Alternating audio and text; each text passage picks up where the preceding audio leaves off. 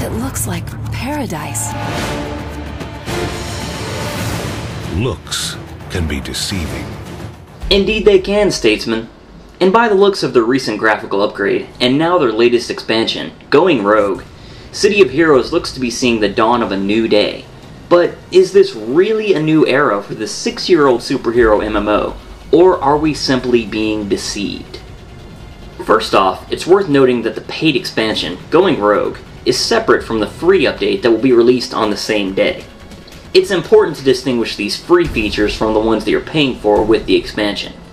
This free update, the 18th free update to the game since its launch, includes cross-faction trading and auctions between heroes and villains, which had previously been barred between the alignments, the reintroduction of a 24-player trial called the Cathedral of Pain, which is for level 35+ player characters, and also the introduction of the tip system. With the tip system, any enemy you defeat after level 20 has a chance of dropping a tip that will be available to give the player a mission themed around the clue that you acquire. This system is expanded upon with the expansion, but the tips missions themselves can be played with or without it. Now let's talk about the features included in Going Rogue itself, beginning with the tip system we left off with. With the expansion, you can use these tips to shift the new alignment meter by selecting how you're going to approach the clue you receive. For instance, you might be asked by a fellow hero to aid their partner who is in peril, but you may realize that it is simply a ruse for a larger attack. Do you do the noble thing and save the hero in danger, or do you let him be a sacrifice for the greater good and stop the greater scheme? You can complete 5 alignment shifting missions per day, with 10 being required to shift your alignment 1 slot. Heroes fall to become vigilantes, and they fall again to become proper villains. Villains may redeem themselves to become self-serving rogues, but should they continue their ascension, they become heroes proper. Heroes are restricted to Paragon City, and villains are restricted to the Rogue Isles, but vigilantes and rogues may travel freely between the two areas. However, the content available to them on the other side of the moral line is restricted until they commit themselves to a cause. You would think that vigilantes and rogues get the better part of the deal since they're free to team with a broader spectrum of players, but there are new rewards for reinforcing your moral standing.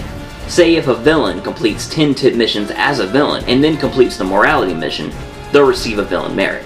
These merits can be accumulated to acquire fantastic rewards, such as the ultra-rare purple recipes, or PvP recipes that, prior to now, some people traded outside the game for more than the money cap on the market. Be warned though that switching sides will wipe out any alignment merits you own, so use them before switching sides. There are also 4 new power sets available with Going Rogue. These include dual pistols, kinetic melee, electric control, and demon summoning. All of them have a very stylized visual style that is generally pleasing to the eye. Of course, the character creator in City of Heroes is still among the best in games today, and these power sets only help expand the options available to players.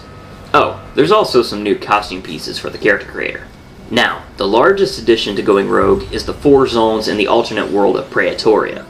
This utopia is controlled by the Iron Fist of Emperor Cole, who is the iconic hero statesman in the Paragon City heroes know from the basic game. There's a bit of a bizarro world thing going on, with some heroes being borderline psychotic in Praetoria. The world tries to play with a moral gray area though, as Cole and many of his oppressive legions believe what they're doing is right to protect the people.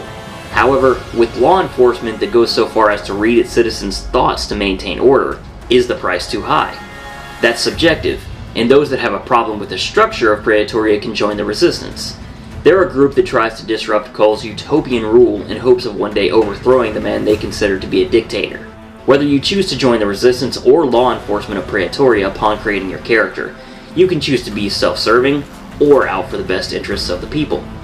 Praetoria really is a beautiful place, with the new graphical upgrades put into the game really being put to good use. Also, the structure in Praetoria as a city is far more believable than Paragon City. Well, insofar as a city ruled by a superpowered dictator is believable, that is. Praetoria also offers a number of new scores by composer Jason Graves. You may know his work from the Dead Space games. The music stands above the other tracks in the game, but as with any MMO, you'll likely turn it down before too long in favor of your own playlists. There are a slew of new maps for the instance missions, many new enemies to battle, and even a slew of new mechanics added to some of the battles that will no doubt interest longtime players. Thus far, Doesn't it sound wonderful? Perhaps like a utopia? Well, like Praetoria itself, this comes at a price. See, Praetoria is designed as a string of zones meant for 1 to 20 content, wherein at the end you select whether to become a hero of Paragon City or a villain of the Rogue Isles. The issue here is that one of the long-standing complaints about City of Heroes as a whole is that once you reach the level cap of 50, there's little to do with your hero or villain. This complaint has seen trickles of being addressed over the years, but it still stands as a problem. This paid expansion does nothing to rectify that problem. In fact, characters beyond 20 can't even return to Praetoria. This feels inexplicably restrictive. This will likely change down the line, but we're looking at things now. The result is all the newly created characters have only the alignment system and the Cathedral of Pain in terms of new content, and you only pay for shifting sides and marriage in the alignment system. It's somewhat baffling that in this package, there's essentially no effort to address the longest standing issue in the game. Now, going rogue will allow access to the forthcoming Incarnate system that will make level 50 characters more powerful without raising the level cap, but that does nothing to help the expansion right now. With that said, for any interested new players, going rogue is a great place to start. It offers a far more interesting early experience, making the underwhelming lower levels of the game more intriguing. Sadly, while there's a whole lot of missions and numerous branches within these 20 levels, they're the quickest in the game. Once you hit level 20, it's off to play with the far less mechanically refined content of Paragon City or the Rogue Isles. Now don't get me wrong, as a long-standing player of the City of Games, I've had a lot of fun with going rogue. I simply feel that its package of content is somewhat limited and hope Praetoria is expanded for higher levels in the near future. Also, the bait and switch for the first Incarnate slot really was irritating to early adopters of the package, such as myself. What Going Rogue offers, though, is quite nice, but it's also important to realize the limited scope of its content. At last call, Going Rogue is certainly not a utopia of gaming, but for longtime fans of the City of Games or players looking to get into a heavy-hitting, superpowered MMO, it certainly is a solid effort, even if it is spread a bit too thin.